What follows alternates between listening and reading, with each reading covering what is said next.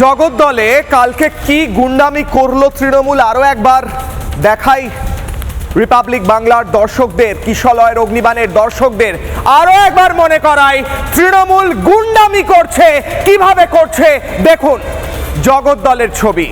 জগদ্দলে গতকাল রাত্রে থানায় গিয়ে একদিকে অভিযোগ আর একদিকে পাল্টা অভিযোগের পালা চলে এবং সেই পালা চলার সময় বিজেপি কর্মীদের ওপর হামলা করে তৃণমূলের গুন্ডারা।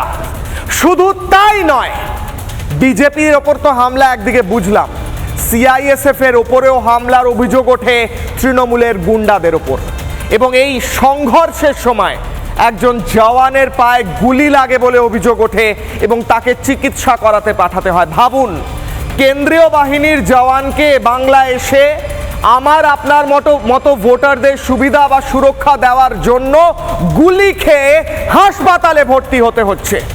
কিন্তু শেষ দফার আগে তৃণমূল কেন গুন্ডামি করছে সেই প্রশ্ন করছে বাংলার মানুষ।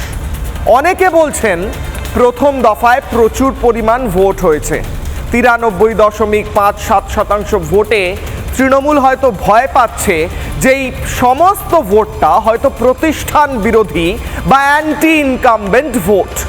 অ্যান্টি ইনকামবেন্সি যখন চরমে পৌঁছয় মানুষ তখন প্রচুর সংখ্যায় ভোট দিতে বেরোন এবং গিয়ে যে সরকার রয়েছে তার বিরুদ্ধে ভোট দেন এবং তৃণমূল চায় না দ্বিতীয় দফায় এত ভোট পড়ুক, তাই হয়তো তারা গুন্ডামি করছে। কোথায় কোথায় গুন্ডামি হয়েছে?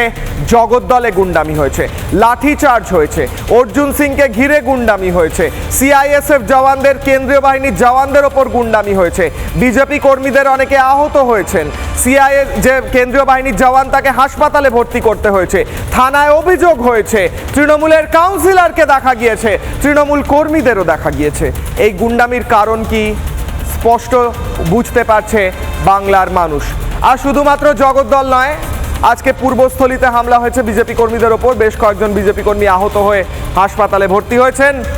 আজকে গোঘাটে হামলা হয়েছে। গোঘাটে বিজেপি প্রার্থী সন্তোষ দিগার তিনি যখন প্রচার করছেন তার মিছিলে হামলা হয়, 15 জন হাসপাতালে ভর্তি রয়েছেন বিজেপি কর্মী। আবার পাল্টা অভিযোগ ওঠে মিতালি বাগের ওপরেও নাকি হামলা হয়েছে তৃণমূলের সাংসদ এবং তিনি অভিযোগ করেন তার গাড়ি ভেঙে দেওয়া হয়েছে, তাকে হাসপাতালে ভর্তি করা হয়েছে। তিনি অভিযোগ করেছেন বিজেপি এই হামলা করেছে এবং বিজেপি গুন্ডামি করেছে, এমনটা তৃণমূল অভিযোগ করেছে এই ক্ষেত্রে। অর্থাৎ অভিযোগ পাল্টা অভিযোগ চলছে, কিন্তু গুন্ডামি ট্রেন্ড যেন বেশিরভাগটাই তৃণমূলের দিকে, অর্থাৎ তৃণমূল বেশি গুন্ডামি করছে।